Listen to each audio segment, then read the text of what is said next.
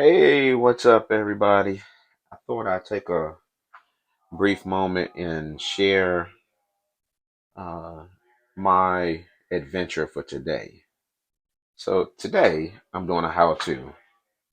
I hope it. I hope this how-to actually works out. Seems like it's worked out so far.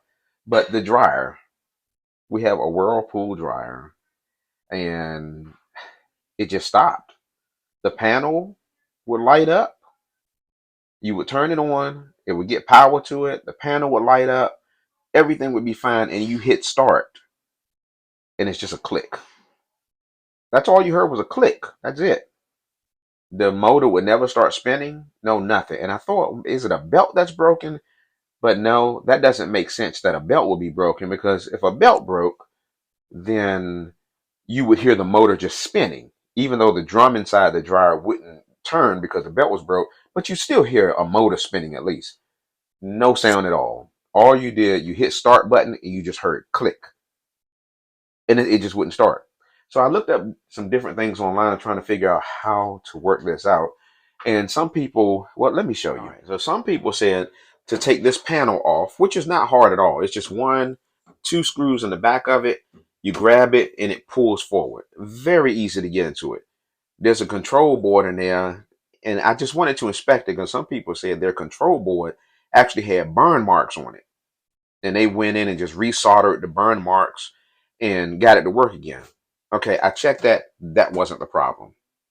So I said it must be something else. So eventually I decided, I took the back apart, and let's see if we can move this so I can show where we are in the back. Now I already took it apart now because I'm in the process of working on it, but I just want to show you what happened with this dryer so you can at least try it on yours. If you have an issue or somebody else has an issue, just try it and see what see if this works for you.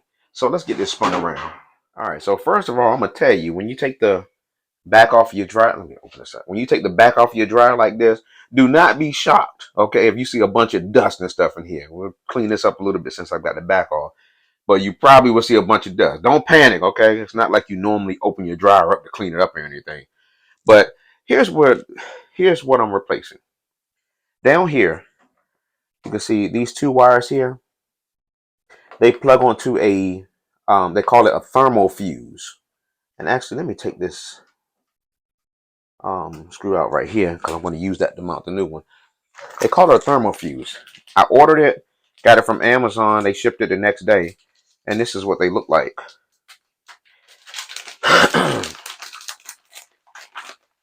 See if we can get this out of here. Okay, well, we got one of them. Let's see. All right, so this is what the thermal fuse looks like. Okay, and all we'll simply do, I only got one hand, so I can't take this out while I'm holding it. But the thermal fuse will just go down here, and it'll just mount onto that hole that you see right there. That one screw I just took out, it mounts there. Then, very simple, these two wires here, one will plug onto one end of the thermal fuse, and the other one just plugs on that. It's very simple, just like that. Now, here's the thing. How did I know that the thermal fuse was bad? I'm going to show you how I tested that. All right, so just before I show you how I tested it, let me just go ahead, because I managed to put this one on. Remember I said only that one screw held it? I just slid it down there in the slot and put that one screw in there, and now the fuse is mounted. So all you simply have to do is take these connectors, and one will plug on here, just like that. And the other one will plug on the other side, just like that. And that's it. They just plug on there. That's all they do, is just plug on there. That's it. All right, so let me go back to showing you how I kind of troubleshoot and figure out this might be my issue. Now I say it might because when I bypassed it, you can see these two wires here. I actually bypassed it, and when I bypassed it, the machine came on. So I said, okay, this has to be the problem. But let me show you how I got to the point where I bypassed it. All right, so for this, you will need a multimeter. It's not that hard, I promise. It's not difficult at all. I need to give me another multimeter. I really do. My button is acting up on this thing. Come on and stay on for me. Okay, now it's working. The only thing you need to do is set it to the ohms setting. ohms. And that's what the symbol looks like, that right there. And I put mine, if you can see, I have my arrow pointing to, that reflection doesn't help in that plastic, does it? I want you all to see this. Give me 1 second. Let me take that plastic. All right. Don't you hate when there's a how-to video and then all of a sudden there's that one crucial point that you just need? And it's like, oh, come on, I really need to see that. Okay, so now you can see it. See that one that looks like an arrow with a little line sticking through it? And then it has what looks like a audible symbol under it, as if it makes noise. Well, actually it does. That's the ohm symbol. And let me show you what that does. When you take the two leads, the reason I have it set to that is when those two leads come together, when they touch. All right, now, come on now. When they touch, notice what happens. Here's my black lead, and here's my red lead. I'm going to touch them together, and notice what happens. Did you hear that? See what happens when you touch them? Touch them one more time. All right. So when they touch, it's basically letting you know, hey, this circuit is complete. Basically, whatever you put it on, it's complete. So I can take it and I can stick it on this wrench, for instance. It's a metal wrench. Of course, there's no break here, but let's see what happens. You hear that beeping? So that's telling me it's complete. Okay, so now let's go over to our fuse, and here's our fuse. If you put, this is the new fuse. Unfortunately, I do not have the old fuse. I guess I threw it away. But here's a new one. And mind you, I did stick the other one on the dryer already. Okay. But I just took another new one out of the package because this was actually a 4-pack that came from Amazon. So when I was initially testing it, I put my one lead on one side. Now remember, if it's a complete circuit, it's going to beep, right? So what should happen? Well, let's touch the other side. You hear that? It's beeping. It's beeping. Okay. So that's telling me that inside this fuse, it's connected. Everything is okay inside. When a fuse blows, just in case you didn't know, when a fuse blows, whether it's in the car, in the house, wherever it is, when a fuse blows, that circuit gets interrupted in the middle. So basically this side is separated from that side. So if you put these two connectors on like we did just now, uh-oh, it's trying to run away, y'all. Let's catch it. Let's catch it. All right, do it one more time. So if we put these on here like this, you see it's making noise because the circuit is complete. If this fuse was blown, when you put both of these on here, guess what? No noise. It won't make a single noise. It won't. So that being the case, that's what I did down here on the old one. When I went down and I put my multi-tester on both of these leads, which is technically putting it on the fuse because both of these leads touch the fuse. When I put my multi-tester in here on both sides, there was no beep, no noise. That told me that the fuse was actually broken on the inside. So that being said, I said, well, let's just order a fuse. But before I did that, I came here and I put a jumper wire. I actually still have it. Yeah. I put a jumper wire. I stripped this blue one and this blue one. Because remember, they just both go to the fuse. So in other words, when you turn this machine on, it connects one side, goes over to the other side, and goes back up. Or vice versa. I'm not sure which direction it goes.